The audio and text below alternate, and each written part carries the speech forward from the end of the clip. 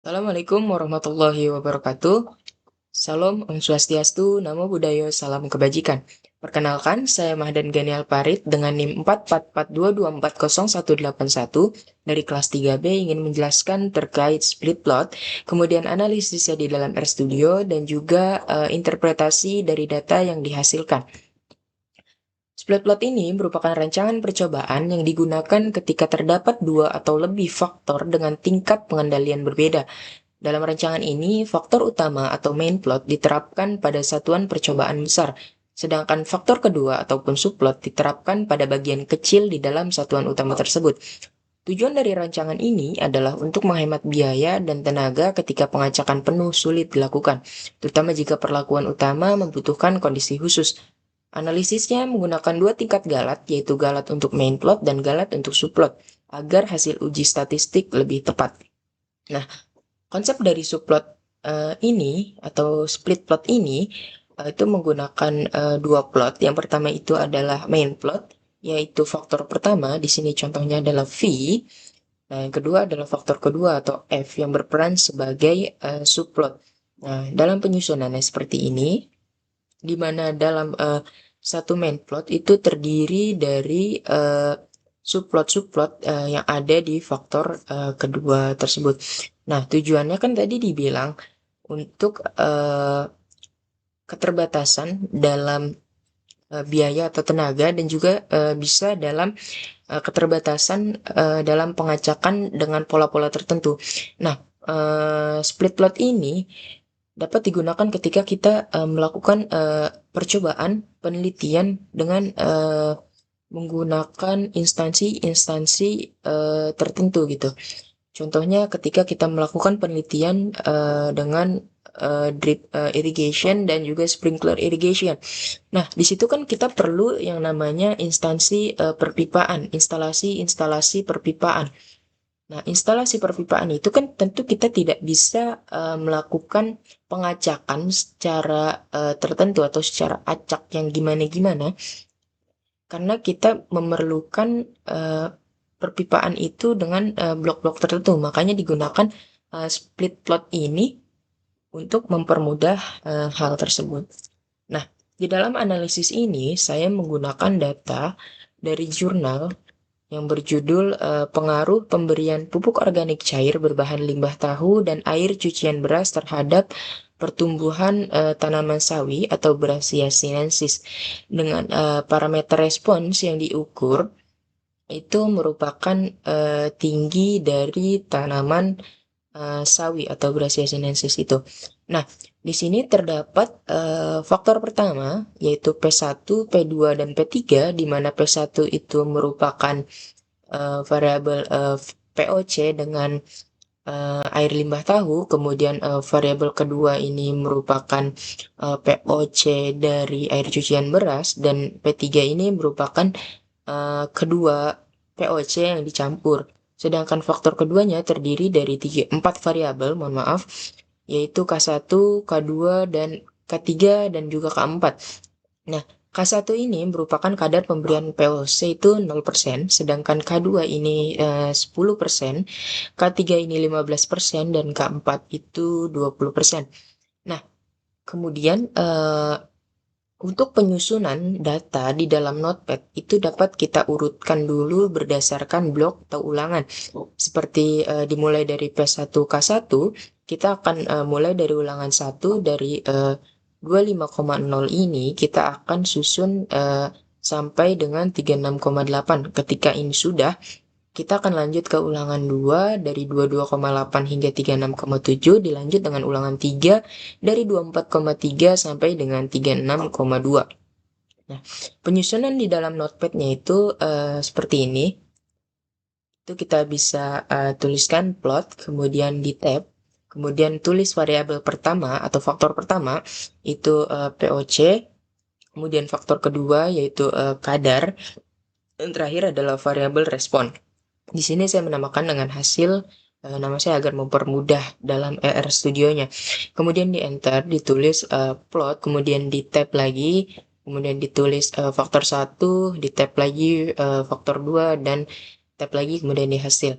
Nah, untuk Penentuan jumlah plot dapat dilakukan dengan mengalihkan faktor pertama atau main plot ini dengan jumlah ulangan atau jumlah blok yang ada di data tersebut. Nah, di sini saya faktor pertamanya itu karena ada 3, yaitu P1, P2, dan juga P3, itu dikalikan dengan jumlah ulangan atau bloknya itu 3, jadi akan memperoleh 9 blok.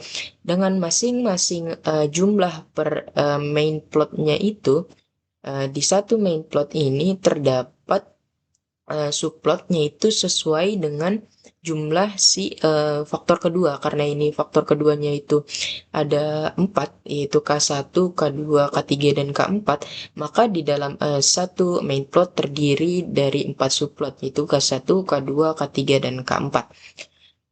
Kemudian lanjut dengan pelaksanaan analisis ya di dalam RStudio.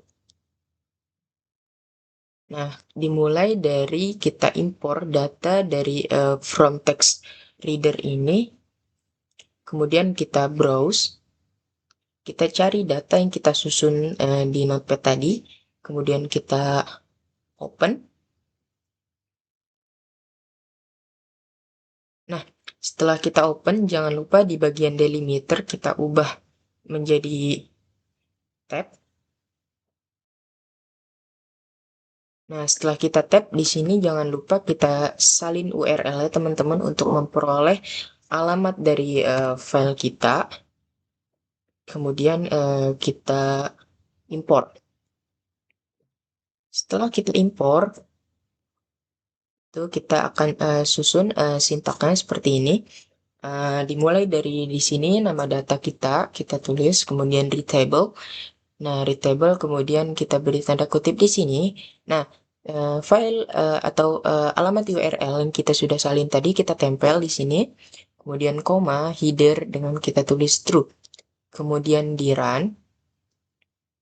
Nah, setelah di run, kita akan panggil data kita dengan menuliskan nama data kita tadi untuk memanggil data tersebut. Kemudian kita run. Nah, kemudian ada install package. Nah, install package ini kita akan menggunakan Elmer test, di mana kita install karena di dalamnya itu terdapat paket-paket untuk pengujian gitu di dalam RStudio. Kemudian kita run sampai hasilnya itu download successfully.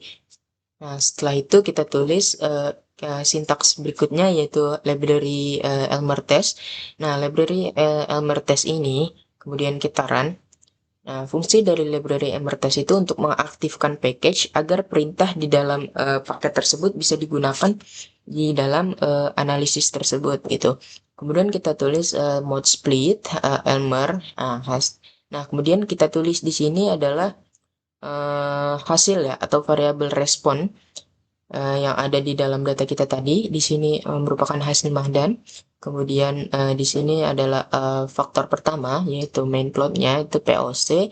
Kemudian ditambah dengan faktor kedua yaitu kadar, ditambah juga dengan POC titik 2 itu kadar. Ini merupakan interaksi ya antara dua faktor tersebut, antara faktor 1 dan juga faktor 2. Kemudian plus 1 plot, kemudian data sama dengan data kita. Data kita harus terpanggil juga di sini. Kemudian kita run. Nah, fungsi dari sintaks ini adalah untuk melihat pengaruh faktor utama yaitu faktor 1 ini antar POC ini dengan faktor kedua ini kadar dan juga interaksi keduanya POC dan kadar ini. Nah, kemudian kita sintaks selanjutnya itu is singular dengan menuliskan mode split. Nah, is singular ini kita tujukan untuk menentukan nih apakah data kita itu true atau false. Jika data kita true, berarti data kita itu bersifat tunggal. Kalau misalkan hasilnya tuh false, itu datanya berarti majemuk. Nah, di sini yang saya peroleh datanya itu true atau tunggal. Kemudian di sini ANOVA untuk memunculkan hasil. Nah, setelah itu kita tuliskan, kita enter ke bawah. Kemudian kita tulis lagi sintaks untuk perbandingan rumusnya, yaitu mode split, Elmer. Sama seperti tadi, kita tuliskan variabel responsnya itu apa, kemudian faktor pertama, tanda bintang atas ini, kemudian faktor kedua, plot data, kemudian kita panggil data kita run. Dan terakhir kita harus gunakan ANOVA untuk memunculkan hasilnya nanti. Nah, hasil yang diperoleh ini kita akan lihat di bagian PR per PR lebih besar dari F atau tidak, teman-teman. Nah, di sini POC untuk faktor utama POC yang diperoleh itu sekitar 9.803 minus 0,5. Nah, di sini berarti kadar PR-nya itu lebih kecil dibanding 0,05 yang menandakan di sini bintang 3, yakni berpengaruh sangat-sangat nyata, teman-teman. Kemudian kita lanjut ke bagian interpretasinya.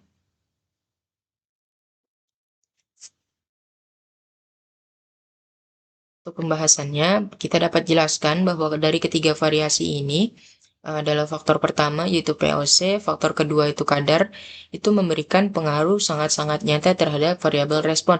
Di sini yang kita peroleh PR-nya itu kan 9.803 minus 0,5. Nah, itu berarti lebih kecil dibanding 0,05. Dan di sini karena ada bintang 3 masing-masing itu maka dapat kita simpulkan bahwa untuk faktor pertama yaitu POC dan juga faktor kedua itu kadar itu berpengaruh sangat-sangat nyata terhadap variabel respon, yaitu variabel tinggi tadi ya, tinggi tanaman sawi. Sedangkan untuk interaksi dari dua faktor tersebut yaitu POC dan kadar itu memberikan pengaruh sangat nyata terhadap variabel respon. Di mana di sini kita lihat hasil PR-nya itu 0,001123 1125 itu sama sebenarnya lebih kecil dari 0,05, tetapi di sini hanya diperoleh 2 bintang. Nah, yang berarti pengaruhnya itu sangat nyata. Nah, menurut Sari dan Nugroho ini diperkuat lagi karena menurut mereka ini bahwa nilai PR itu merupakan ukuran probabilitas kesalahan di mana semakin kecil nilainya maka semakin besar keyakinan bahwa pengaruh faktor tersebut nyata secara statistik. Nah, kesimpulannya, berdasarkan hasil analisis dapat disimpulkan bahwa faktor POC dan kadar berpengaruh sangat nyata signifikan terhadap hasil tinggi tanaman sawi. Dari hasil analisis yang diperoleh, memperoleh PR-nya masing-masing 9.803 E-0,5 bintang 3 dan juga 1.194 minus 12 sama bintangnya 3. Kemudian interaksi antara faktor keduanya yaitu POC dan kadar ini memberikan pengaruh sangat signifikan atau berbeda sangat nyata ini terhadap tinggi tanaman sawi. Hal ini ditunjukkan oleh nilai PR 0,001125 bintangnya 2. Faktor POC ini dan kadar juga memiliki pengaruh yang paling dominan dibanding interaksi antara dua faktor tersebut. Nah, tetapi tidak seberpengaruh ketika independen gitu. Nah, faktor POC ini dan juga kadar ini, faktor 1 dan faktor 2 ini berpengaruhnya dominan ketika mereka tuh ditujukannya tuh dengan independen dibanding ketika disatukan menjadi sebuah interaksi itu pengaruhnya ternyata tidak sebesar ketika mereka independen. Dengan demikian, kombinasi perlakuan POC dan kadar yang tepat sangat penting untuk memperoleh hasil yang optimal. Sekian dari saya. Terima kasih. Wassalamualaikum warahmatullahi wabarakatuh.